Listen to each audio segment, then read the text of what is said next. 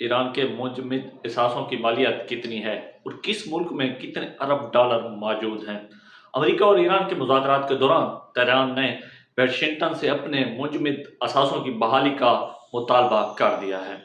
ایران کے منجمد اثاثوں کتنے ہیں اس بارے میں کوئی تصدیق شدہ معلومات دستیاب نہیں، لیکن ایران کی سرکاری رپورٹس اور ماہرین کے مطابق ایران کے بیرون ملک منجمد اثاثوں کی کل مالیت 100 ارب ڈالر سے زیادہ ہے۔ یہ اثاثے وہ رقم ہے جو ایران نے تیل کی فروخت اور دیگر ذرائع سے حاصل کی، لیکن امریکہ اور عالمی پابندیوں کے باعث انہیں غیر ملکی بینکوں میں روک دیا گیا۔ ایران پر پابندیوں کا آغاز 1980 کے بعد ہوا، جو ایران کے جوہری پروگرام کے باعث مزید سخت ہوتی گئیں۔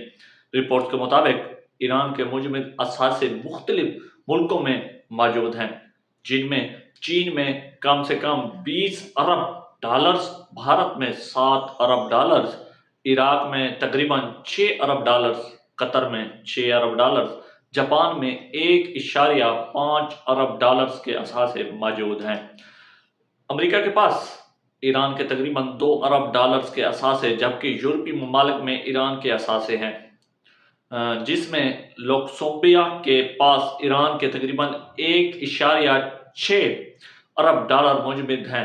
ایران کے لیے ان اثاثوں کی اہمیت اس لیے زیادہ ہے کیونکہ ایرانی معیشت کئی برسوں سے پابندیوں کے باعث دباؤ کا شکار ہے، جس کے نتیجے میں ملک مہنگائی اور کرنسی کی قدر میں کمی جیسے مسائل کا سامنا کر رہا ہے۔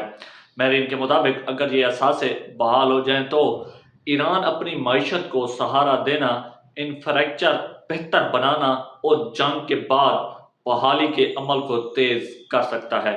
انشاءاللہ ملتے ہیں نیکسٹ ویڈیو میں۔